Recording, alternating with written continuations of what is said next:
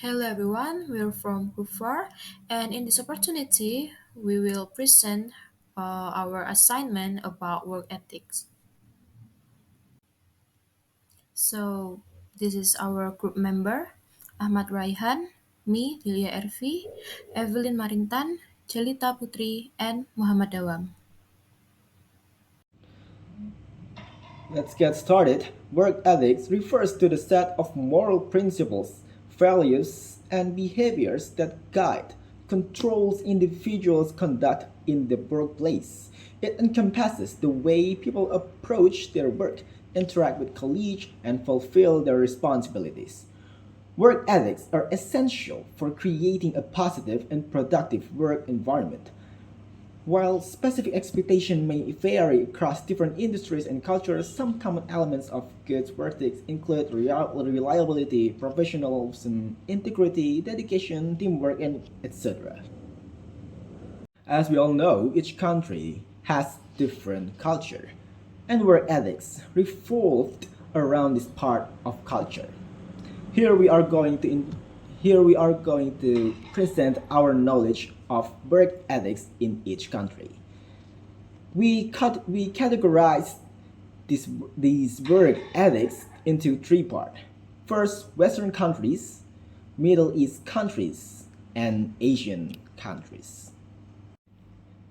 Western.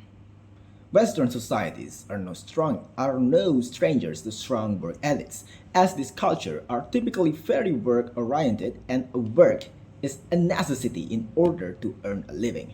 The moral pressures to perform well and work hard has its roots there. Like from a very early age, children learn that work is important. Work is a duty that brings with it a sense of dignity and pride, and the media portray hard-working families as the norm. Like not all cultures value work as highly as in Europe and America. The purpose of work is not only to provide families with money, it also gives people an identity and a reason to be. Whether you become a carpenter, a blacksmith, an office worker, and or any particular job that you choose, it will give you sense of duty. You become a participant, a contributor.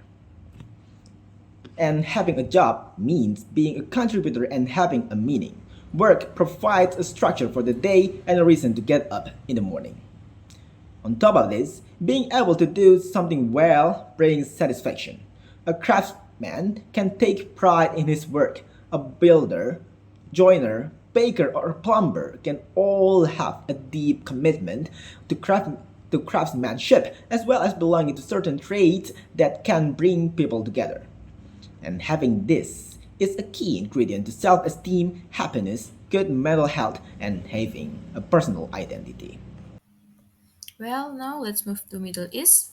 Because every country has their own work ethic, we'll take a certain area, which is Arab, as an example. So here are the work ethics of Arab people according to fastpay.co.id. So the first one, strict and firm. Well, there are many Arab people who have like loud voices, and the loud voice referred to here is showing firmness when a decision has been taken. They are firm in their principles and do not easily waver from the decision they have taken, because the decision they have taken have been carefully thought out. Now, second, likes to give something for free or alms. Well, many are people compete to provide free food. Probably this may have something to do with their religion, where they believe that giving alms will increase their wealth. Now, the third, men take great responsibility.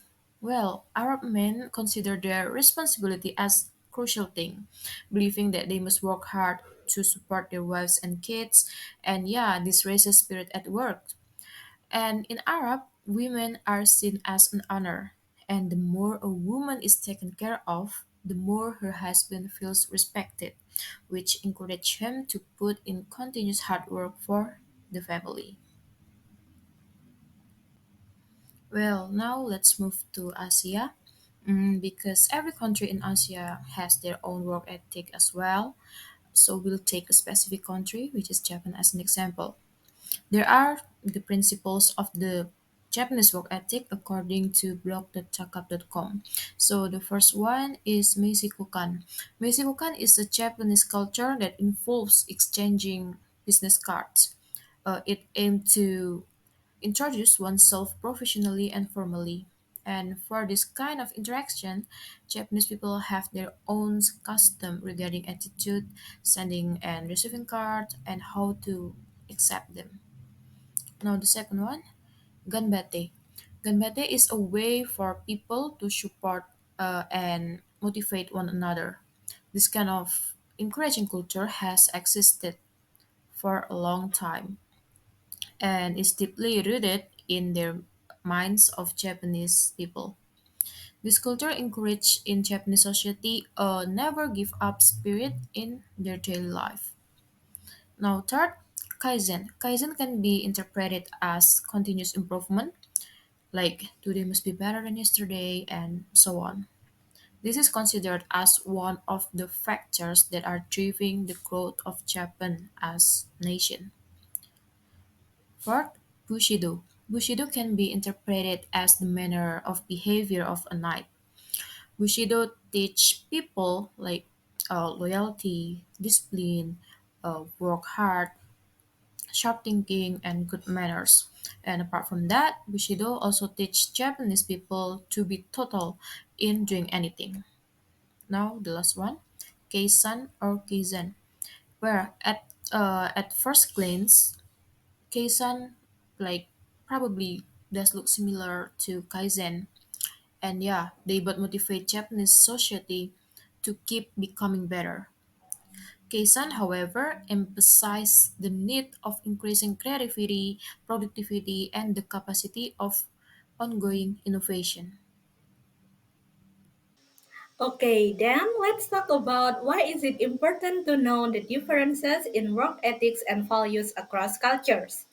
Understanding the differences in work ethics and values across cultures is very crucial things for individuals if they want to achieve success in their business or work. Maybe the reason behind this is because several reasons that will be explained later. Okay, so now I will explain it. The first reason is that it can help to build more effective communication and collaboration. As we know, each culture has its own work ethics and values that can be very different from each other. By knowing the differences, it can help individuals from misinterpretation and misunderstanding that might occur in the workplace. Moreover, a company might have many different employees from various cultural backgrounds. Recognizing and appreciating variations in work ethics and values can foster a positive and collaborative team atmosphere, which will automatically increase overall productivity in the workplace. The second reason is that it can help to find conflict resolutions easier. Cultural variation can sometimes lead into conflicts in the workplace. Knowledge of these differences allows individuals for better conflict resolution strategies. It can also help the teams to navigate disagreement and, of course, to find resolutions more effectively. Okay, so the last is that it can also help to increase the adaptability and flexibility to achieve global business success. In this era, understanding diverse work ethics enable individuals to be more flexible and adaptable, allowing them for smoother transition in the international business environment.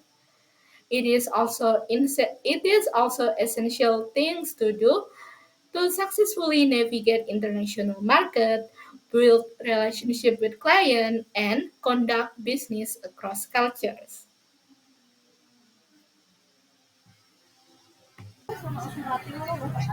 So in this section, it's what may happen if work values are breached either by the company or by employees. Give an example.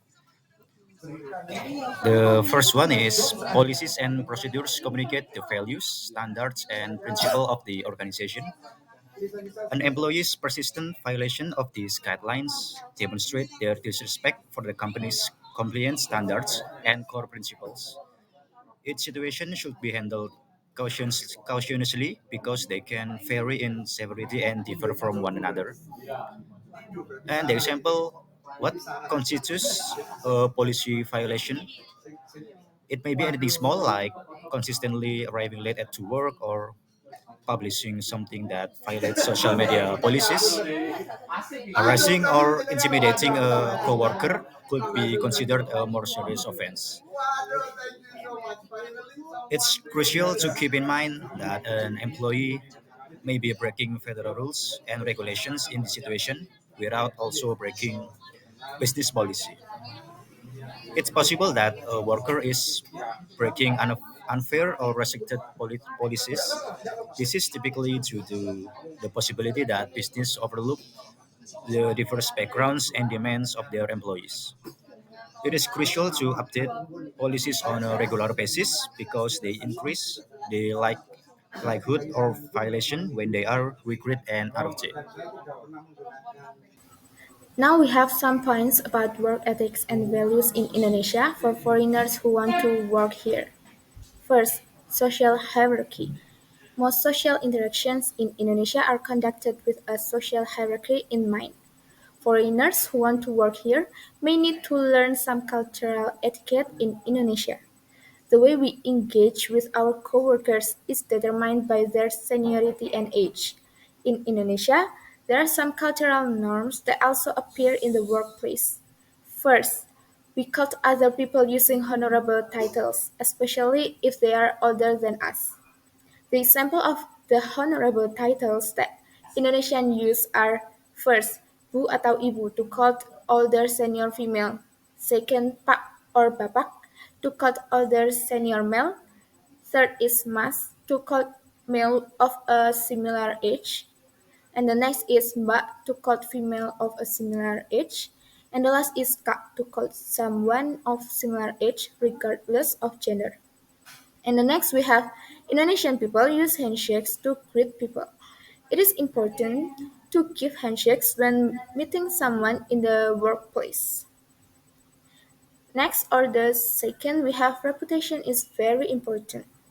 Reputation is the value of all our acts as reflected in how individuals around us treat or interact with us. In giving advice to coworkers, we must use kind and gentle speech so they will not feel disrespectful, and it can also be used to ensure that there is a common form of face saving in Indonesia's social circles. And additionally, we need to remember that Indonesians place a high importance of honesty as well as politeness. This is especially true in places of business and other formal settings. And the last we have avoid conflict. Indonesians prefer to avoid conflict. We tend to be reluctant to discuss it and more forgiving of work mistakes and failures in success. Thus, a foreigner who is not used to this kind of society, they will most likely have to adjust. And in addition, this is a trait of Indonesians who dislike direct confrontation in general. For instance, when dealing with conflict, Indonesian workers tend to forgive their seniors and try to forget about the problem that they have. However, in my opinion, I believe that this is a bad norms as we used to underestimate or oversimplify problems that we face. Yeah, and here the references that we use. Yeah, so that's all from our presentation. Thank you for your attention.